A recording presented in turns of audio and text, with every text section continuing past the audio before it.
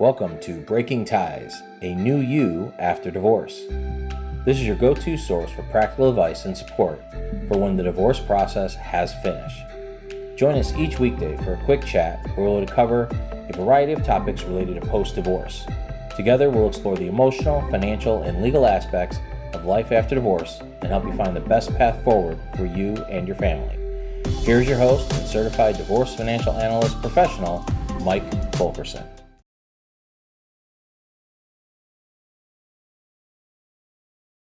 Hi, and welcome to another episode of Breaking Ties, a new you after divorce. I'm your host, Mike Fulkerson, financial advisor and certified divorce financial analyst professional. And here we go. The final decree is signed, the dust settles, and you're thinking, now what? So today we're going to explore the challenges and opportunities of being on your own after divorce. Living alone after years of partnership can feel jarring.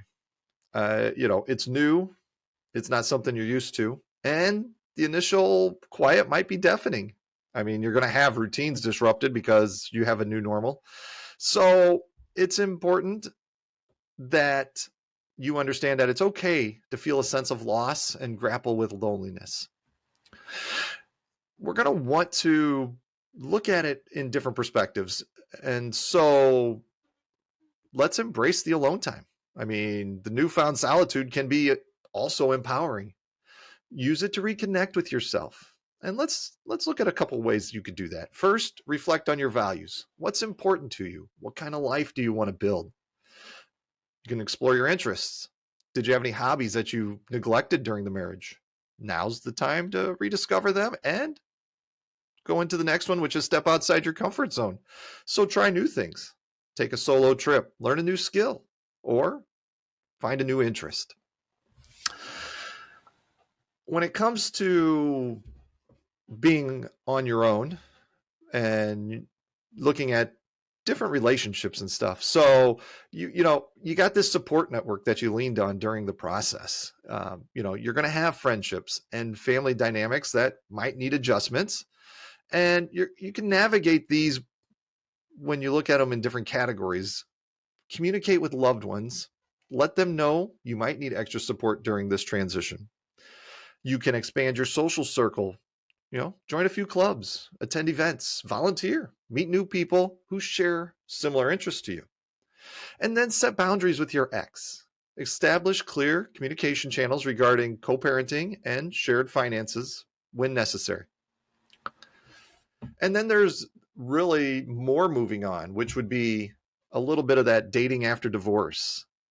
And it can be exciting, but also daunting. So let's look at a few tips here. We're going to take some time to heal. Don't want to rush into new relationships. Oftentimes that's not quite the right thing. You need to process your emotions before getting involved with someone new. You want to be the best version of you when you meet someone. Know your value. Divorce can affect your self-esteem. Remind yourself of your strengths and what you bring to the table as an individual. And then you got to be clear on what you want. Are you looking for something casual or a long-term commitment? So you're going to want to define your expectations.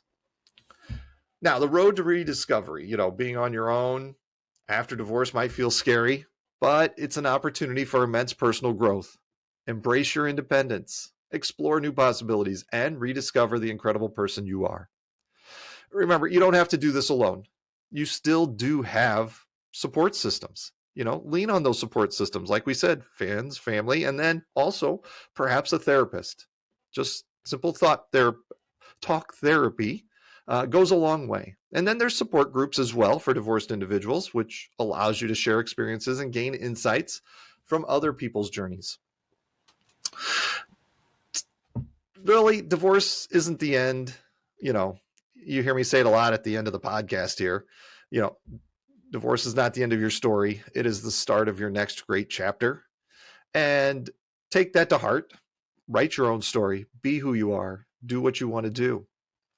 I want to thank you for joining me on this episode of Breaking Ties, a new you after divorce. I'm always available for questions, comments down in the section below. I always get back to those as well. And just remember, there's lots of people who you can lean on for support. So with that, I'm going to sign off, and I hope you have a great day. Take care.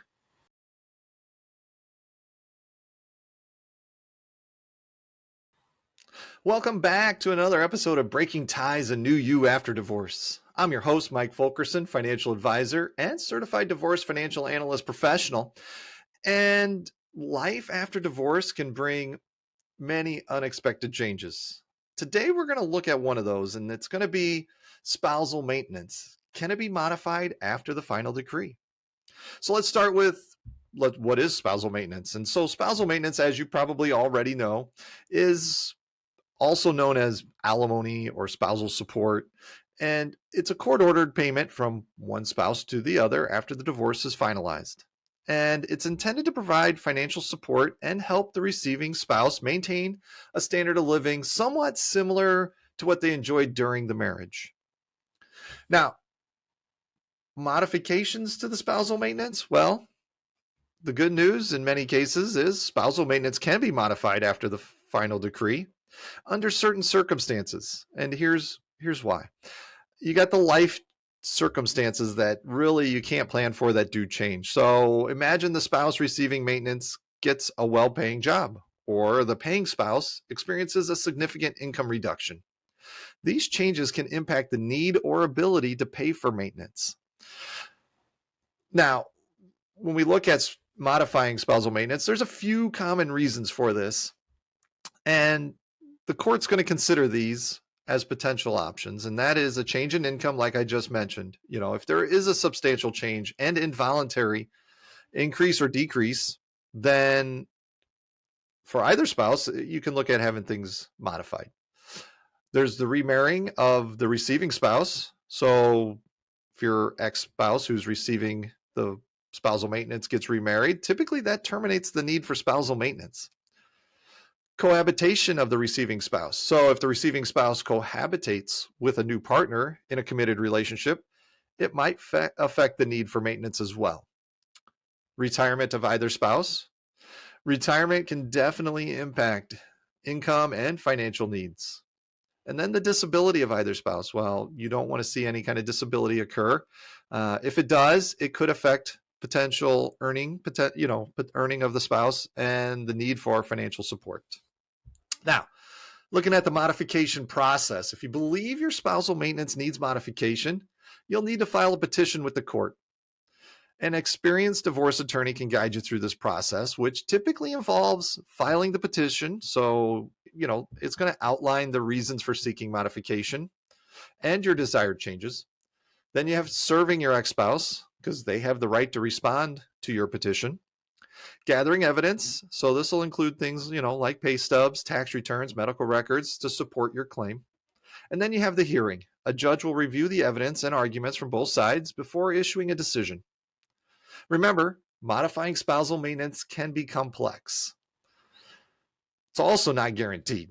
So just because you request it doesn't necessarily mean you'll get it.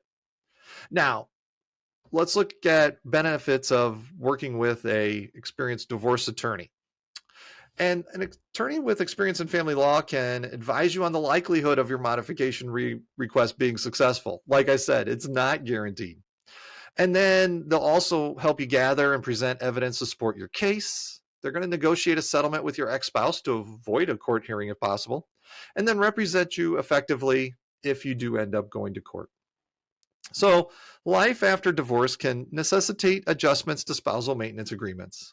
Consulting with an attorney can help navigate the modification process and ensure a fair outcome. Thank you for joining me on this episode of Breaking Ties, a New You After Divorce. Should you have any questions on today's topic, leave a comment, shoot me an email, give me a call. Happy to help. Divorce is not the end of your story. As you already know, it is the start of your next great chapter. And with that, have a great day.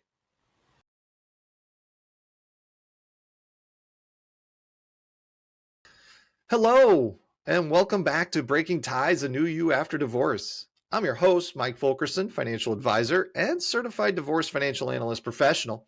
And divorce may mark the end of a marriage, but for parents, It's really the beginning of a new chapter in co-parenting.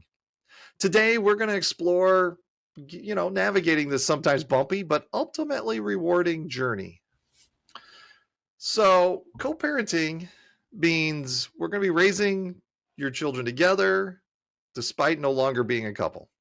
It requires open communication, collaboration, and a willingness to prioritize your children's well-being above everything else. Now, there's going to be some shifts in mindset. So, we got some things we want to embrace for successful co-parenting. And we're going to start with from we to we still care about the kids.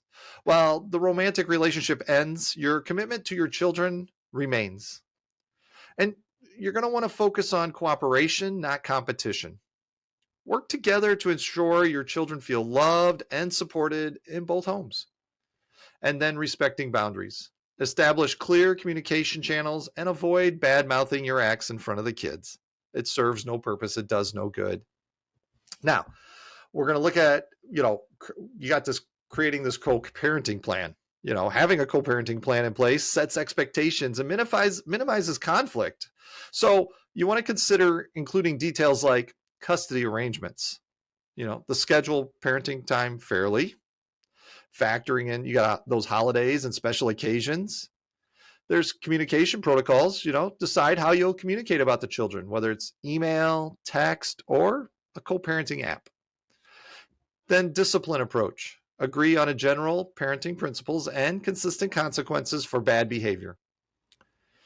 And lastly, here we have sharing expenses. Determine how you'll handle shared costs like childcare, extracurricular activities, and medical bills.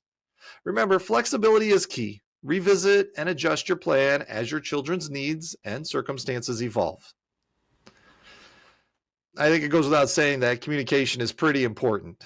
And communication really is the cornerstone of successful co-parenting.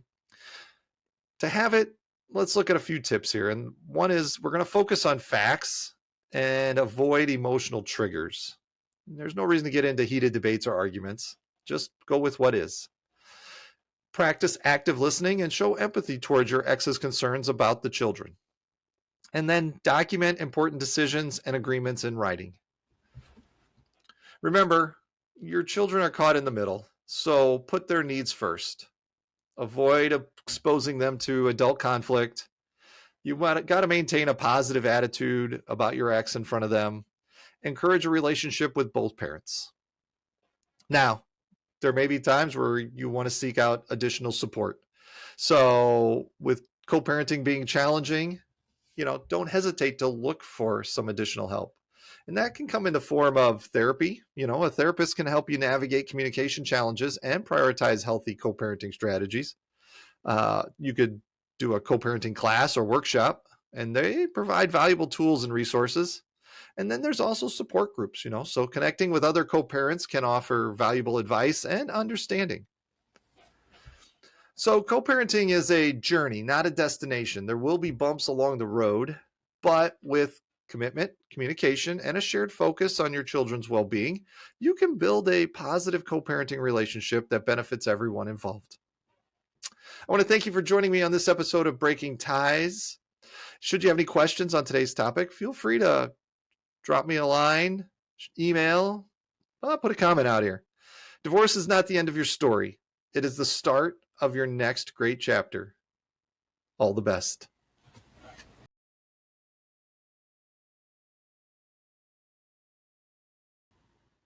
Hello, and welcome to another edition of Breaking Ties, a new you after divorce. I'm your host, Mike Fulkerson, financial advisor and certified divorce financial analyst professional. And divorce, as we know, is a marathon, not a sprint. Even after the final decree, the emotional toll can really linger. So today's focus is going to be on self-care and why it's really important and critical for your journey of healing and self-discovery. What makes it important? Well, the divorce can leave you feeling drained, confused, and unsure of your footing. Now, prioritizing self-care is really essential. And let's go over a few reasons why. You're going to have some emotional recovery. Divorce involves grieving the end of a relationship. Self-care allows you to process your emotions and release stress and begin to heal. There's the physical well-being, and that is stress during divorce can manifest physically. And self-care promotes healthy habits, things like sleep, nutrition, and exercise. And that's going to boost your physical resilience. And then building confidence. Divorce can shake your sense of self. Self-care empowers you to reconnect with your strengths, values, and interests. And it's going to allow us to move forward. By prioritizing your well-being, you'll be better equipped to navigate the new chapter of your life. Let's look at some self-care strategies. It's not a one-size-fits-all approach. So here's some ideas just for starting points. And top of my list here is mindfulness practices. Meditation, yoga, or deep breathing really can help manage stress and anxiety. You have the physical activity, which is exercise, releases endorphins, boosts your mood, and improves overall health. You're going to want to reconnect with loved ones. Spend time with supportive friends and family who uplift and encourage you. Explore those new hobbies. Engage in activities you enjoy, whether it's reading, painting, or learning a new skill altogether. And then you might want to seek professional help. A therapist can provide a safe space to process emotions and develop healthy coping mechanisms. I do think it's important to understand that prioritizing yourself is not selfish. Really, it is important. A healthy, resilient you is better equipped to handle challenges, build new relationships, and embrace the possibilities that lie ahead. You're going to want to create a self-care routine. Start by incorporating small, manageable self-care practices into your daily routine. You can do this by scheduling self-care time. Just like any important appointment, block time for activities you enjoy. Set boundaries, learn to say no to requests that drain your energy, and then practice some self-compassion. So being kind to yourself, knowing that healing takes time. Divorce marks the end of a marriage, but it doesn't have to define your future. Self-care is the foundation which you build a new and fulfilling life upon. I want to thank you for joining me on this episode of Breaking Ties, a New You After Divorce. Should you have any questions, feel free to leave it in the comments or give me a call or email. Divorce is not the end of your story. As you and I know, it is the start of your next great chapter. Take care.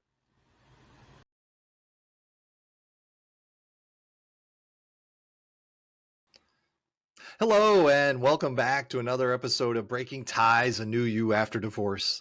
I'm your host, Mike Fulkerson, financial advisor and certified divorce financial analyst professional. And divorce severs legal ties, but emotional ties can linger. So today I want to discuss setting boundaries, essential tools for navigating your new reality. And we're going to start with why boundaries matter. Healthy boundaries really are essential for protecting your emotional well-being and establishing healthy dynamics after divorce.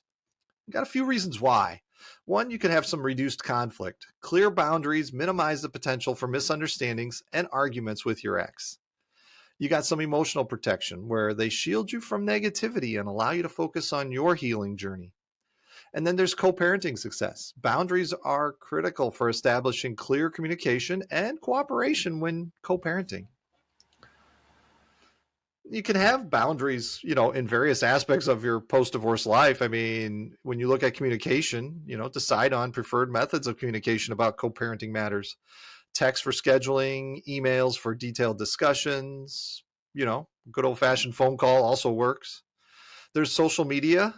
Consider whether you'll remain friends online, unfollow each other, or limit what you share.